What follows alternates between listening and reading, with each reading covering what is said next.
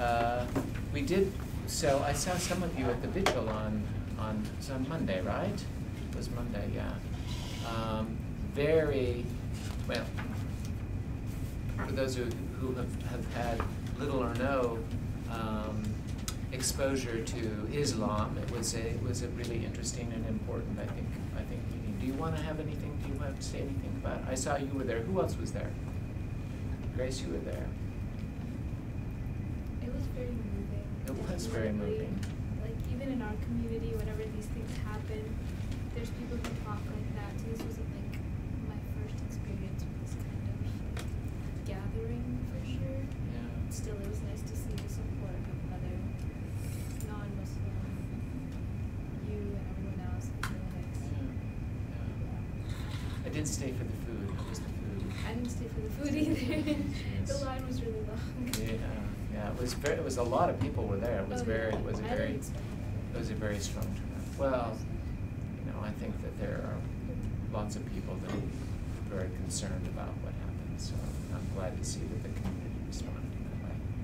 So let's get started with the story, the biography of Muhammad and the Quran, right? And Friday, Professor Kaltner is going to give us an overview of what the Quran is, and so, but you've got a little bit of an introduction to this, so let's get started. Parker, it's all yours. Okay, so today we need to read the life of Muhammad in the Quran and compare that biography to the other biographies that we have read. So I'd like to start first. I noticed a parallel between Mary in the Gospels and Amina from the selection. So in Luke 1, starting at verse 30, it says, the angel said to her, "Do not be afraid, Mary, for you have found favor with God, and now you will conceive in your womb and bear a son, and you will name him Jesus. He will be great, and he will be called the Son of the Most High, and the Lord God will give to him the throne of his ancestor David." And similarly, in the selections from section 102, it said, this is like when Amina was pregnant with the apostle, and she would hear a voice say to her, "You are pregnant with the Lord of this people, and when he is born, say, I put him in the core of the one from the evil of every envier, then call him Muhammad." So I just noticed that similarity. It's like almost the exact same, but different because it's Muhammad and this is Jesus. So yeah, that was a parallel. Also related to the issue of naming, I found something in biography of Nero about when he was named and how that was sort of like an indicator of what his future would be. It's in section 6.2. It says, "A clear sign of the boy's unhappy future was manifest on his naming day when Gaius Caesar was asked by his sister to give the baby any name he wished. He looked at his uncle Claudius, who would later adopt Nero, and said that he would give him his. He was not serious, but said it as a joke, and Agrippa rejected the idea because at the time Claudius was the laughingstock of the court." And like that, the negative name is sort of like a negative omen about Nero's future. I thought was like an interesting sort of contrast to the way that Muhammad is given his name, like as this like divine gift to his mother. I thought it was just like an interesting contrast. One parallel I saw was between the life of Muhammad and then the Hebrew tradition in Genesis with Abraham and his son Isaac. So in the life of Muhammad, it's in the section titled Abdul Muttalib's vow to sacrifice his son. It has like the T1076 beside it. I guess that's a page number or a verse number, I'm not sure. But it says, "His father led him by the hand and took a large knife. Then he brought him up to Isaf and Nailah to sacrifice him, but Quraysh came out of their assemblies and asked what he was intending to do. When he said that he was going to sacrifice him, they and his son said, 'By God, you shall never sacrifice him until you offer the greatest expiatory sacrifice for him.'" So you kind of see a parallel between that, and then in Genesis chapter 22, verses 1 through 14, you see Yahweh telling Abraham, "Take your son, your only son Isaac, whom you love, and go to the land of Moriah, and offer him there as a burnt offering on one of the mountains that I shall show you." And then eventually in both of these stories, you have like a divine entity stopping the father from sacrificing the son and using it kind of as a lesson of dedication and sacrifice in the name of the higher power that each of these individuals worships.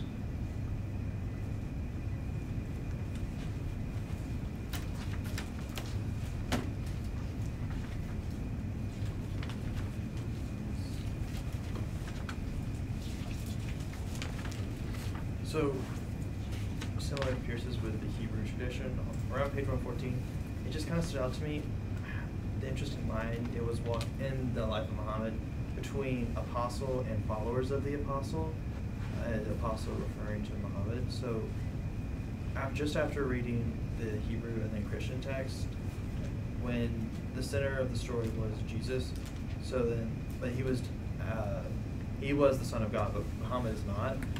And so I just thought it was an interesting hierarchy of who follows an apostle when the apostles in the Bible were followers of Jesus. So I know Muhammad's not deified in the Muslim faith. So I don't know, an interesting comparison to look at the structure hierarchical of that.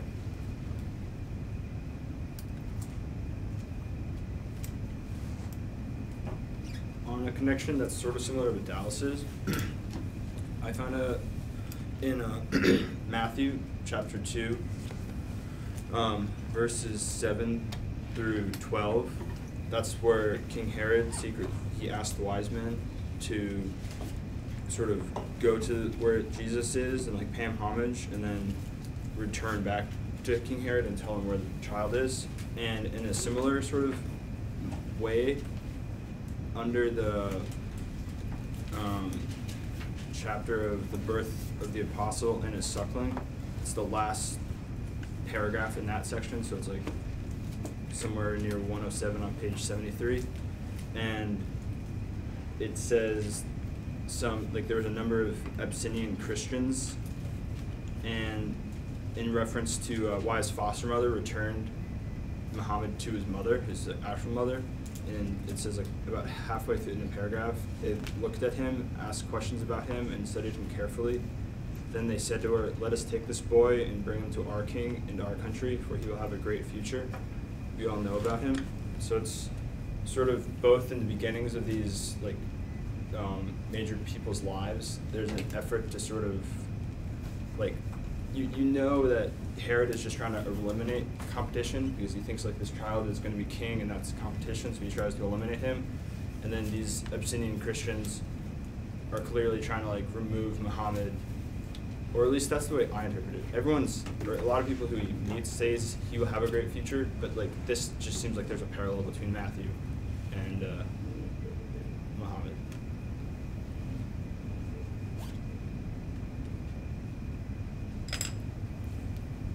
One difference I noticed between the life of Muhammad and some of the writings in the Old Testament, in the kind of the Hebrew tradition, was just the style that the information was delivered. So in the life of Muhammad, in the section titled Khadijah, daughter of Khuwaylid, accepts Islam, it describes Gabriel delivering the surahs to Muhammad, and it says, "Then Gabriel brought him the surah of the morning in which his Lord, who had so honored him, swore that he had not forsaken him and did not hate him. God said, by the morning and the night, when it is still, thy Lord hath not forsaken nor hated thee," meaning that he has not left you and forsaken you, nor hated you after having loved you. I kind of drew a contrast between that and the way that Moses received the Ten Commandments in the book of Exodus. So in Exodus, it kind of takes place over several chapters, but it's Exodus chapter 19, verses 16 through 25, and then chapter 21 through verses 1 through 26. There's just a lot more, fanfare in Exodus. It's talking about smoke wrapping around the mountain and just a lot of, a blast of a trumpet. Just a lot more dramatic in the way that Yahweh delivers the Ten Commandments to Moses. But then in the life of Muhammad, it's just a more casual exchange, it's still very divine, but just in a more, your God still loves you, here's another surah. But then with the Ten Commandments, it just had a lot more excitement around it, So that was an interesting contrast for me.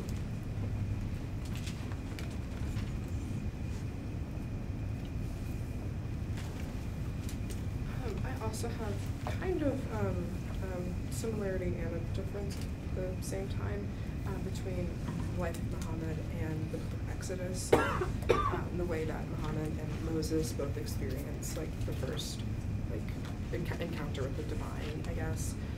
So in Exodus chapter 3, the first six verses, it describes how Moses was out in the wilderness and came to the mountain of God, and there the angel of the Lord appeared to him in a flame of fire out of the bush, and God called to him out of the bush, "Moses, Moses," and he said, "Here I am." And that's his sort of first encounter with Yahweh in the Hebrew tradition. And I compared that to in the Life of Muhammad section, I think it's like 1150. I couldn't quite tell what it was trying to tell me. Page 106, if it's helpful. I can't find it either. But it's when he first sees Gabriel in human form. 1 second, let me track this thing down.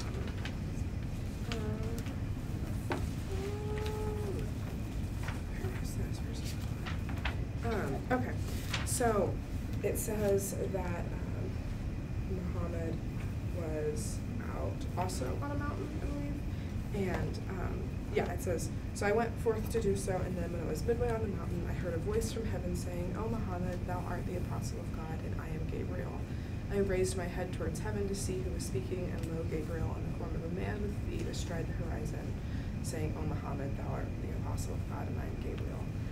I thought what was really interesting, like as a difference between these two revelation moments, is that Muhammad sees like a physical form, and Moses doesn't see any kind of like human form, just sees the sign of a burning bush.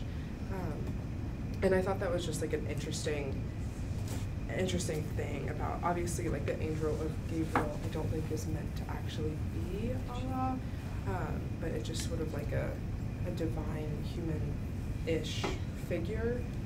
I don't know, it's something that you don't often see in the Hebrew tradition or in the Christian tradition other than Jesus. So that was interesting.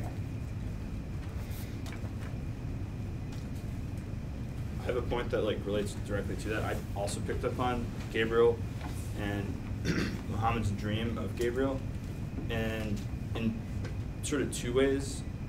The way that you mentioned how Moses was on a mountain in the Epic of Gilgamesh, when Enkidu and Gilgamesh are on the way to Humbaba. They actually say, like, in Tablet 4, Gilgamesh climbed to the top of the mountain, to the hill, he poured out an offering of flowers. So in that way, there's a parallel between the Bible or like the Hebrew tradition in this. But then Gilgamesh has a series of 5 dreams, and they're all sort of culminating with he sees a wild bull, and that wild bull is Shamash, which is the sun god. And it's after a series of 5 dreams, this happens. In The Life of Muhammad on page 106, Gabriel shouts to him in his dream, like, read, and then he says, like, what do I read? And that happens 4 times until he finally says, and this is like in section 153 of 106, read in the name of thy Lord who created man of blood coagulated. Read thy name, the Lord is the most beneficent, who taught by the pen, taught that which they knew not unto men. And that's a similarity of like a series of dreams and then like a revealing of like the divine. And I think like there's a chapter that I think we read in the Quran that was labeled the pen. So I think it would be fair to reason that like in this little section, Gabriel's saying like read the Quran, and that's like what you should read for the Lord. So yeah.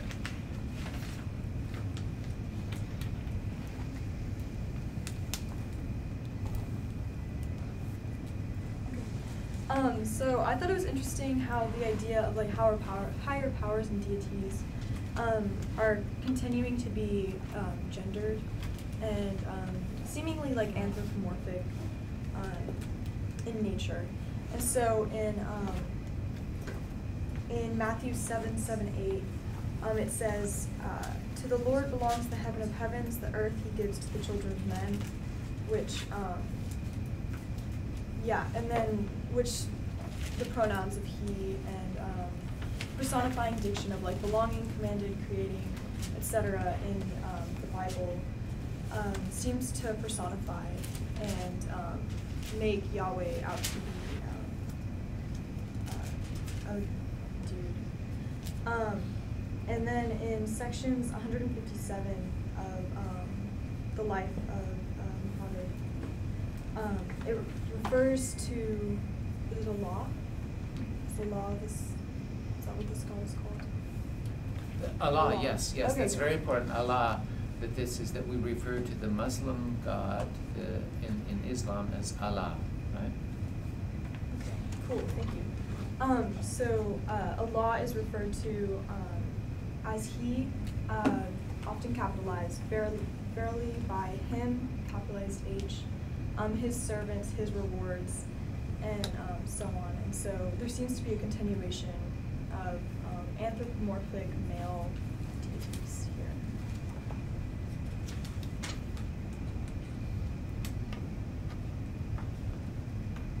So I'd like to talk about the distinction between Muhammad, Prophet Muhammad, and the rest of the prophets that are mentioned in the Bible. So it's clear that Prophet Muhammad is definitely distinct from all the other prophets, and I found evidence of this in two ways. First, which many of you mentioned, the way that Allah's word was revealed to the prophet is very different than in the Bible. So it says on page 104 of the selections, the title is like the prophet's mission. It says, "Now God had made a covenant with every prophet whom he had sent before him, that he should believe in him, testify to his truth, and help him against his adversaries. And he required of them that they should transmit that to everyone who believed him. They carried out their obligations in that respect." And then Allah goes on to explain what this means. And I feel like in the Bible, when the word of God reached the prophets, or they were very calm about it and they accepted it, whereas where Muhammad, when he receives the word of God, he's very shaken and he's like, I don't know what's going on, I'm hearing these voices, and he runs to his wife and she has to reassure him, no, this isn't Satan or anything, and you're not possessed or anything like that. You're this is the word of God. And I found that interesting because his whole life he's been growing up hearing that, oh, I'm a special kid and all that, but still when he finally receives the revelation, he's still very shaken and he doesn't know what to do. And also in the Quran itself, Surah 17, the night journey, it says that Muhammad himself is incapable of performing miracles. And I feel like that brings about a certain humility in his character compared to that of the other prophets. So Samuel and Moses, they were known for doing their miracles, and these miracles were they showed people around them, oh, this is something to be believed in, this is actually the word of God. And Muhammad didn't really have that on his side, and I feel like he faced a lot more difficulties in that sense. There's a story that I've grown up hearing, if you guys don't mind, I'd like to share it with you. So you guys read about Ali, which he was the prophet's cousin, and he was the first male believer of in Islam. And so there was a story where people were out to kill Prophet Muhammad, and they were going to come and do it in the middle of the night, and somehow Ali got word of it, and his devotion to Prophet Muhammad was so great that he slept in the bed of Muhammad while Muhammad went ahead and fled to Medina. And he was ready to take the Prophet's life, and then when the people came in the middle of the night to kill him, they found that it was Ali instead of Muhammad. So I feel like he faced a lot more difficulties and backlash, especially because there was even it mentioned in the selection, so many people believed in idols, and that was one of the main things that Muhammad, like the prophets of the get people to move away from being a monotheist. I could go. To expand on the same sort of section that she was talking about, page 104, the prophet's mission. When Allah makes a covenant with his prophets, he actually asks them if they are okay accepting the burden, because obviously what he's gone through as a result of that is a burden, and it takes its toll on him.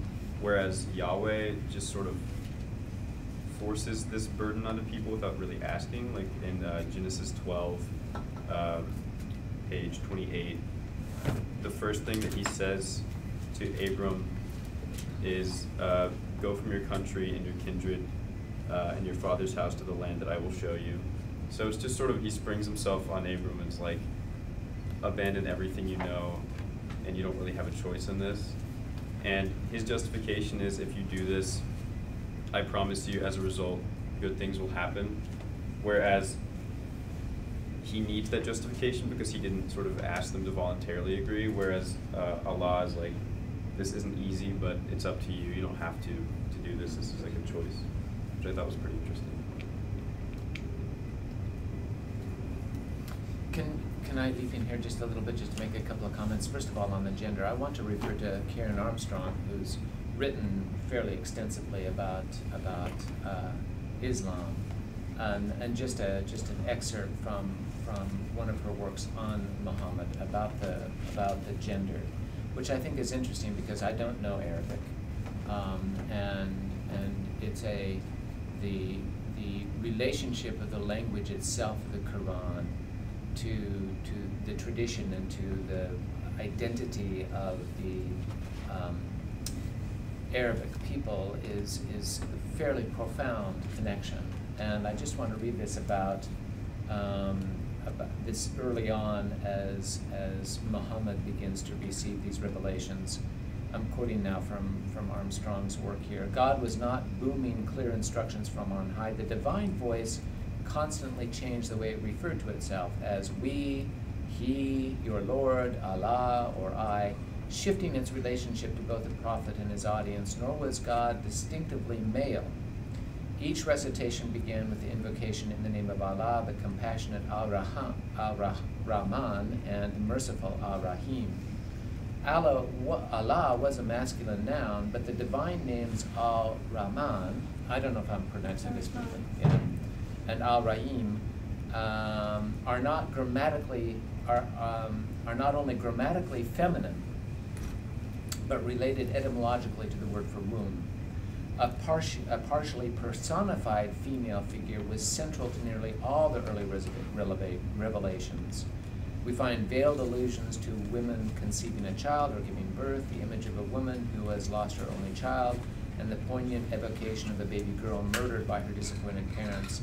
This strong female presence was remarkable in the aggressively patriarchy of Mecca, and may explain why women were among the first to respond to the message of the Quran. So I do think that this resonates with us, that we have seen this in the formation of the Christian movement as well, that there seemed to be this expansive,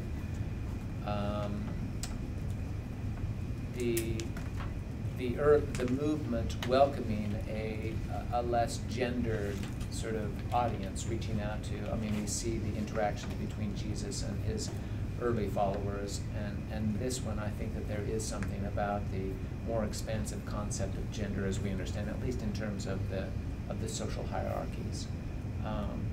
I wanted to come back too about the prophets.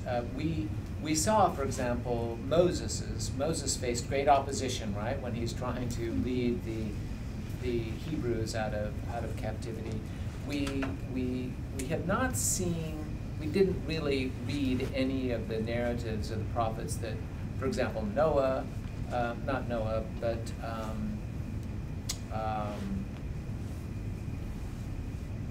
Jonah, for example. Jonah or Elijah or some of the prophets that really were exiled and that faced difficult physical circumstances and that sort of thing. We really didn't get any of those, but Muhammad is certainly fitting within the tradition of the prophetic tradition. Even Jesus, right? The struggles that Jesus went through, the opposition that he encountered, ultimately leading in his death. So this is part of the prophetic way of life, right? That one becomes to a certain extent marginalized within one's own community and has to experience these kind of challenges. So I just wanted to bring that up, that we were somewhat limited in the number of prophets that we could engage with, but this is really part of the profile that we see of these religious messengers, okay, as Muhammad views himself. Okay, so continue, sorry.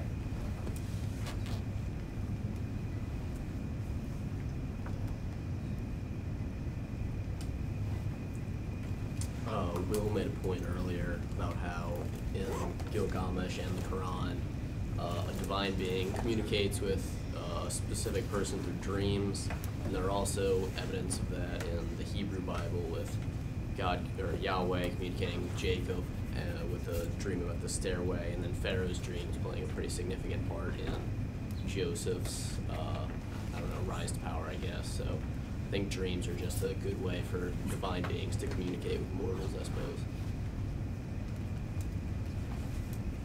I think in the, to compare again to the Hebrew faith of Christianity, the Gospel of Matthew passage where it talks about blessed are those who are persecuted for righteousness' sake, and sort of the more compassionate side of those blessed people.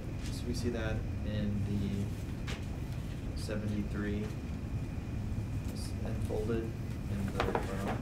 At the end where it talks about he asks God for his forgiveness, he is most forgiving and most merciful. And it talks about also like just he understands that some of you will be sick, some of you will be traveling through God's land, seeking, finding in God's way. So recite as much as easy for you.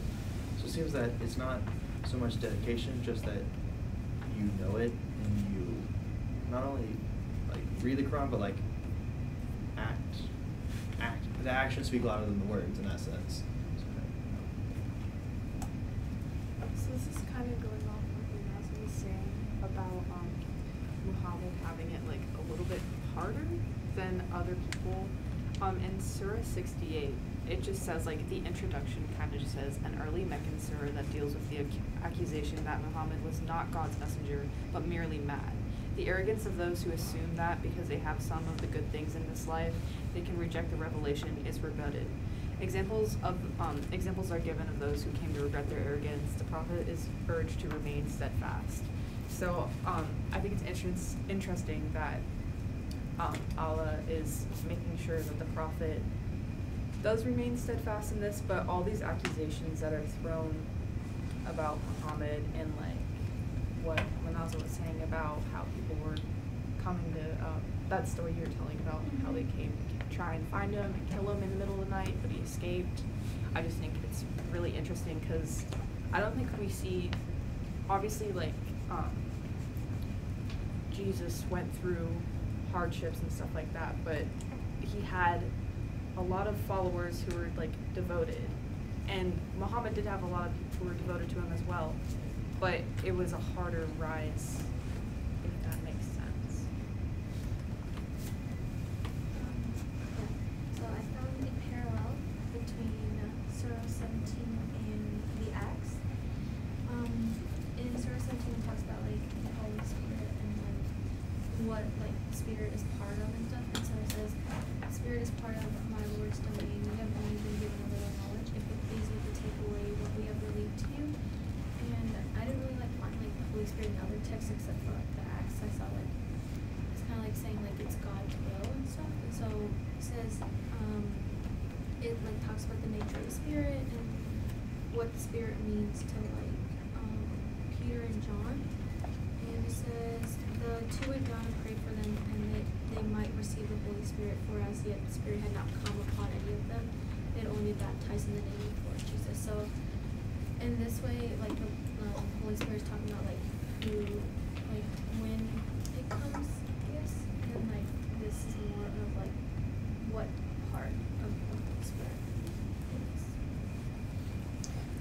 I noticed that both in this like both Jesus the Lord in the Bible and also Muhammad are encourage monotheism. So in the selections,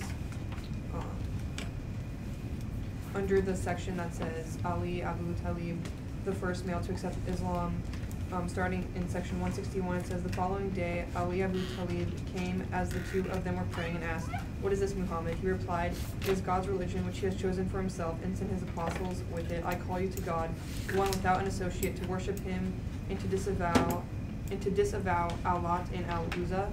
And Al-Lat and Al-Uzza were pre-Islamic goddesses that were worshipped before pre-Islam. And in the Bible, similarly, it says in Exodus, book 34, line 14, and this is the Lord speaking to Moses. Starting at verse 13, you shall tear down their altars, break their pillars, and cut down their sacred poles. For you shall worship no other God, because the Lord, whose name is jealous, is a jealous God. So, in both of those sections, they're encouraging strictly monotheism.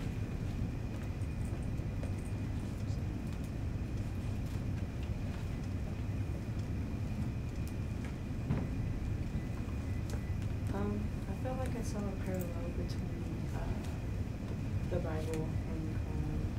In Matthew 5:12, it says, rejoice and be glad, for your reward is great in heaven. And in Surah 93, it says, by the morning brightness and by the night when it grows dark, the Lord has not forsaken the prophet, nor does he hate you, and the future will be better for you than the past. Your Lord is sure to give you so much that you will be well pleased. And I just thought that that was a connection, like with the idea of having something to look forward to, like thanks to religions.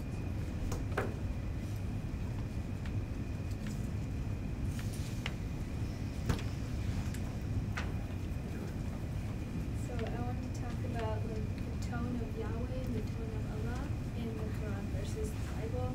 I found that there was a lot of like similarities. I don't want to say anger, but I guess like, Yahweh and Allah kind of have the same anger towards people who are not believing, and they promise the same kind of protection and blessings upon Muhammad and the prophets that are in the Bible. For example,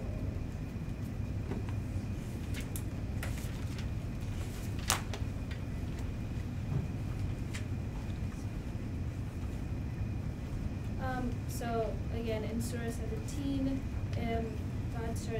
Allah starts listing like different, don't do these, like these are the biggest sins that you can do. He says, do not kill your children for fear of poverty, killing them is a great sin.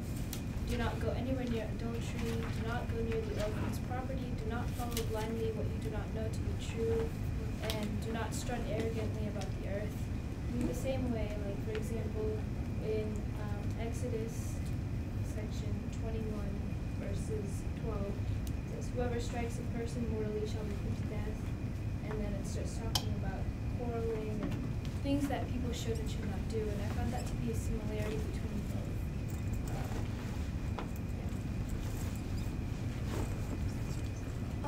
So I remember like when we first started reading the Bible, my first impressions of Yahweh were that he was kind of, or that they were unrelenting, I guess. Especially in Exodus 4, sections 21, where the Lord says to Moses, when you go back to Egypt, see that you perform before the Pharaoh all the wonders that I have put in your power, but I will harden his heart so that he will not let the people go. And then, but you refuse to let him go, now I will kill your firstborn son, which is like, woo-wee. And then in the Surah 73, it says, he, referring to Allah, has relented towards all of you, so recite as much of the Quran as is easy for you. He knows that some of you will be sick, etc., etc. And that, so recite as much as is easy for you, keep up the prayer, pay the prescribed alms, and ask God for his forgiveness. He is most forgiving, most merciful, which I thought was an interesting contrast from the beginning of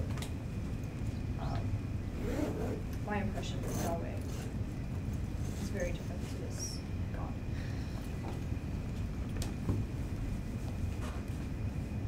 Alright, so any just general comments?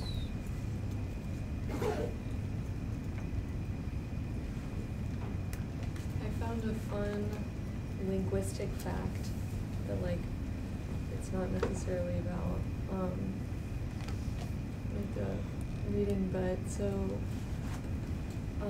Surah 96 is called the clinging form, and in, like, the little, like, little paragraph, it says a Meccan surah named after the term alaq in verse 2, and I had heard the story of Abraham, like, almost sacrificing Isaac, called the Akedah. I don't know if I'm saying that right, but that's like, that story is called the Akedah, and it's, like, kind of similar.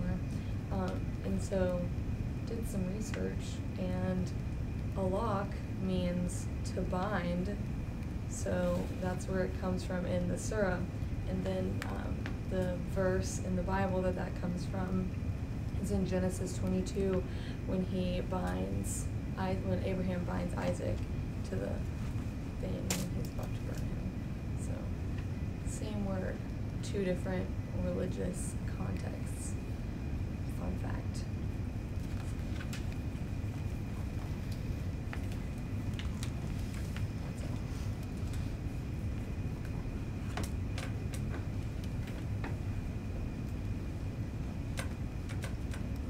I found a similarity in the birth of Muhammad and the birth of Jesus. So in Matthew 1:22 through 23, it talks about how in the time of, it's Matthew 2:1 through 3, sorry. It says, in the time of King Herod, after Jesus was born, in Bethlehem of Judea, wise men from the east came to Jerusalem, asking, where is the child who has been born King of the Jews, for we observed his star at its rising, and have come to pay him homage. And then in the life of Muhammad, it's page 70, section 103, where it's the birth of the apostle and his suckling. It says, tonight has risen a star under which Ahmad is to be born. So I don't know if that's a cultural thing that's particular to, like, Middle Eastern and Eastern Mediterranean, like, cultures that, like, stars have, like, really big significance, but there was apparently a star that signified both the birth of Jesus and the birth of Muhammad. So that was just another parallel between those two characters that I noticed. Can I make a really quick comment on that?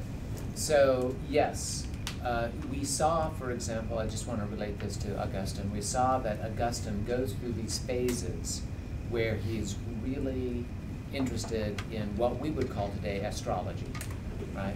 And this was a very significant part of these cultures, right? That is the concept that these heavenly objects could exert some sort of influence on our lives, or were reflective of events on Earth, or in some way what the connection is between these stars and planets as we know them today. And they were very aware of these different celestial objects, and they played a far more significant role in their lives than they do for us today. If for no other reason that we hardly ever see the stars anymore today because of, light pollution and so on. But that was, if we can imagine a world without electric illumination, and for those of you who have spent time in a place where there are no electric lights, you get a sense of just how magnificent and how impressive and almost overwhelming, the heavens can be on certain nights. And so I do think that so maybe you read your horoscope, I don't know, maybe you do, maybe that's part of your tradition or your daily routine or whatever it is. But I do think that it was far more significant in these societies than it is today, and we have to sort of think of ourselves going beyond our understanding of the universe, which is enormously greater than their understanding of the cosmos. A couple other things. The relationship, the people, the Quraysh, that the tribe from which Muhammad comes, these tribes really felt they were connected in a way to the Abrahamic world because they really viewed themselves as the descendants of Ishmael, right? right? So there was a connection there. There was also a cultural connection in the sense that the Quraysh, although they had by this time, this is in the 7th century, 6th and 7th century, they had settled and established themselves in and around Mecca. And I don't know whether you've had a chance to look more into this, but Mecca, they really did believe that Mecca and that this particular, the Kaaba was in fact, where Abraham lived, and that the burial site of the patriarchs and the people that figured prominently in the stories of the foundation narratives of the Hebrews, that's where they thought this all took place. So there was an immediacy to the traditions, the Hebrew traditions. Even though the Quraysh had settled by the 6th and 7th century in Mecca and had developed kind of an entrepreneurial or commercial presence in managing the caravans that went through this particular region, there was still a very sort of entrenched concept of nomadism, that these people, that the societies, even though the Quraysh were now established and they were not nomads anymore, but there were the Bedouin tribes that were still, protecting and participating in the caravan lives of this region. That we see in the evolution of this a certain degree of accommodation to a different, less nomadic lifestyle, but still an understanding of themselves socially as a tribal unit. We're going to see more of this as we follow the life of Muhammad as he has to move from Mecca to Medina and so on, about the significance of the tribal concept, right, and how it's anchored within this thing, the importance of being a part of a tribe, the patronage, the support, the protection that this unit provided, and the conflicts that one's belonging to a tribe might lead one to participate in among what was happening at the time. So anyway, more on that later. But thank you for your conversation. I hope you're finding this fascinating and interesting. I hope you're beginning to see some things. I know that the night journey, Surah 17, doesn't have. We're going to read. I think it wasn't part of your reading this time for the Nishad, was it? About the night journey. Well, it'll be part of your reading for the next episode. You'll come back and you'll look at that. Because this is it's very important for us to get a sense of this, because it lays the foundation for what we're going to experience in Dante, right? So the notion of this night vision, this thing that Muhammad experienced, the realms, the circles of heaven that he experiences, lay the foundation for what we'll experience when we get to the 13th century. All right, see you.